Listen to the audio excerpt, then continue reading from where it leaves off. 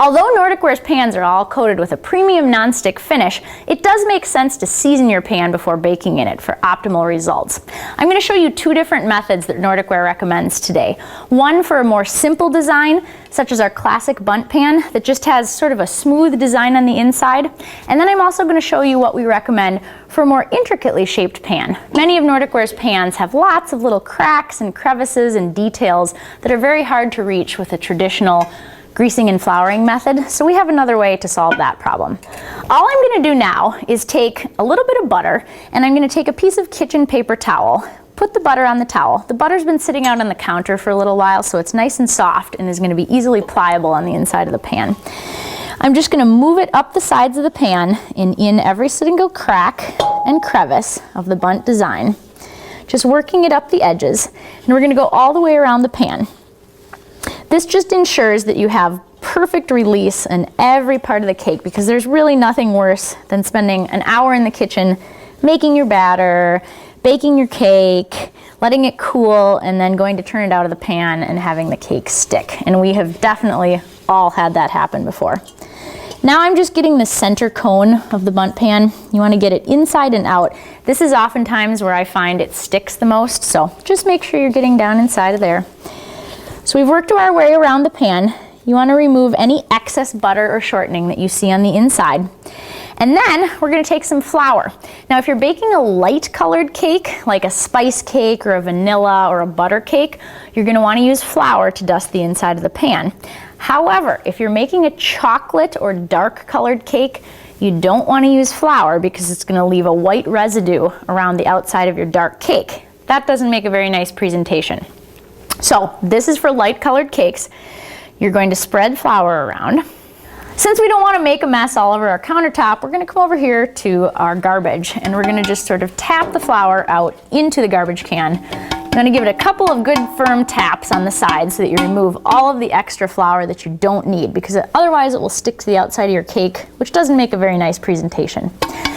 Now, as I was mentioning earlier, you don't want to use flour if you're baking a dark or a chocolate cake. You're actually going to use cocoa powder. You can do the same thing that we just did here, which is greasing your pan with a shortening or a butter. But instead of the flour, you're going to put a little bit of cocoa powder in there. Then you don't get the white residue on the outside of your cake. Buttering and flouring a more intricately detailed pan, such as Nordic Ware's gingerbread house cake, would take the better part of a day. So I'm going to show you the other recommended method that Nordic Ware suggests for greasing a pan such as this.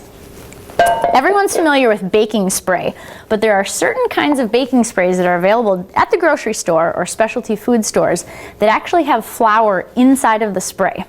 Now, the one we recommend is Baker's Joy, but there are other ones such as Pam for baking.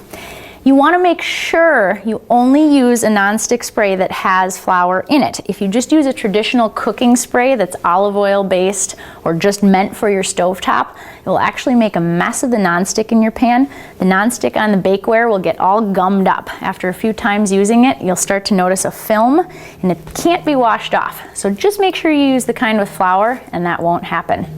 Now, when you do this, you don't want to get it sprayed too thick anywhere. So we're going to do short bursts around the inside of the pan. Make sure you get the cone in the center. And before you're ready to put batter in the pan that you've just sprayed, you're going to want to take a pastry brush. Now, I recommend one that has natural bristles on it. You want to spread out the spray that you have just applied to the inside of the pan. And the reason for doing this is that you don't want it to be pooled up anywhere, and you want to make sure that it's in every little crack and crevice that's inside of there. You couldn't possibly have sprayed it all with that one application of spray. So we're just going to dust it all over like this. It's also going to ensure that you don't get it pooled up anywhere, because anywhere that you have shortening or flour spray pooled up in a pan is going to result in a little mushy spot in your cake. So you can see that we have it all spread out evenly in there. Just to show you, you would never want to have it like that. See how you can see the spray on the inside? That would make a mess of your cake if you just poured the batter in and you can see white spray like that. So just make sure you brush it all over the pan. Before we put the batter into the cake pan, I'm going to just make one quick run around the pan with a spatula, just remove any residual butter or flour that might be stuck down at the bottom. You don't want to do that or your cake will not turn out the way you're hoping. So now that we've done that, we're going to pour it into the pan that we prepared. You want to go around in a nice circle and make sure that your batter is evenly distributed. Now, with most Nordic Ware cast pans, you only want to fill them about 2/3 of the way full because your cake is going to rise up while it's cooking. And you don't want overfilled batter all over your oven. So we're going to just stop. Let's do the rest. I think this one's okay. We'll just do a little bit more. There we go. Before we put this in the oven, we have 2 other tried and true Nordic Ware baking tips that we want to share with you. The first, to make sure that the batter has gotten into all the intricate cracks and crevices of the pan, is you're going to set down a towel on your countertop to make sure you don't damage your counter, but we're going to pick up the pan and we're going to wrap it firmly on the counter 5 or 6 times. This is going to do 2 things. It's going to force any air bubbles that are in your cake batter up to the top of the cake, and it's going to ensure that your batter is down into all the little cracks and crevices on a more intricately detailed pan. Now, number 2, before we put this in the oven, we're going to gently roll the batter around the edges of the cake pan. What this does is make sure that the cake starts up the sides of the pan as it begins to bake. Sometimes people will get a cake that's mounded up in the middle.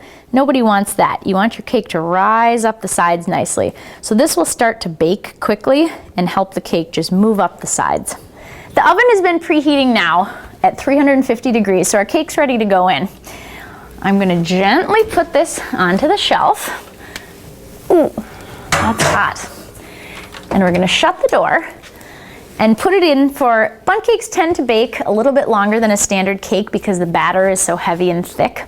So most Bundt cakes will bake anywhere from about 40 to 50 minutes. Sometimes we'll even go 60 minutes. So we'll leave that in there. We'll come back in a little bit. One more tip that we want to share with you is don't open that oven door while your cake is baking. As tempting as it is, opening your oven door will release all of the heat and the steam that's inside of your oven, and your cake oftentimes will deflate middle of baking. So just resist the temptation if you can. Uh-oh, sounds like our cake's done. Let's turn our timer off. Now, one last quick check. Everyone likes to test a cake in the center and see if it's done. You can do this with a toothpick or a skewer, but Nordic Ware is going to recommend using the Nordic Ware Cake Tester, which changes color on the ends.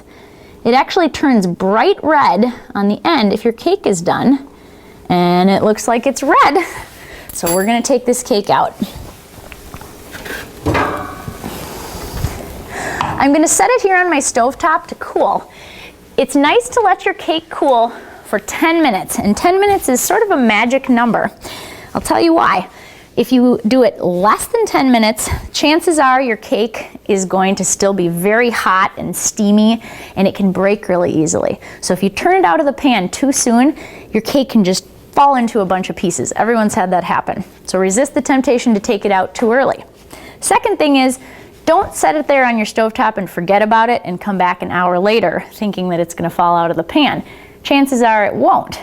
The reason for that is that the sugars that are in the batter start to solidify once they cool.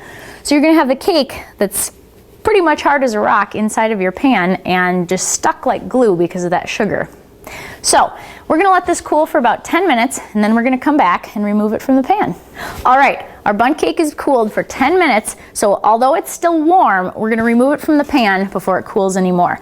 I have a cooling grid that I'm going to set on top of the cake pan. I'm going to place this over the top so I don't burn my hands.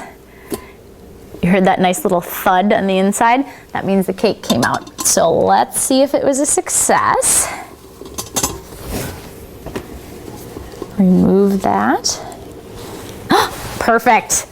See the nice golden brown finish? And it's even a little bit crisp. With Nordic Ware's cast aluminum pans, you always get a crisp exterior, but a moist, chewy interior on the side of your cake. Before you cut into a Bundt cake, you want to let it finish cooling. This can take anywhere from 45 minutes to an hour. You just don't want to release all of the moisture and deliciousness out of the cake. The magic of Nordic Ware's cake pans is that their intricate details really leave you no reason to spend a bunch of time decorating a cake. All a Bundt pan or any of our other shaped cake pans really needs is a simple dusting of powdered sugar or just a little bit of glaze drizzled over the top.